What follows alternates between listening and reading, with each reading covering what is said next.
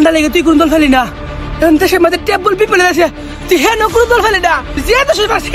সে কাম করতো কিন্তু তুই খেলা স্যার কিন্তু খেলা স্যার আলহামদুলিল্লাহ গায়েস ম্যাচ লস বাট ব্যক্তিগত পারফরমেন্স আলহামদুলিল্লাহ 15 বলে 17 রান করেছি গায়েস তো গায়েস গিট্টু ভাই এদিকে ব্যক্তিগত পারফরমেন্স লেভেল রয়েছেন অন্যদিকে খবর আসেনি অন্যদিকে আবার কি খবর বিপিএলে কোন টিমে আমরা ডাক হইতিছে না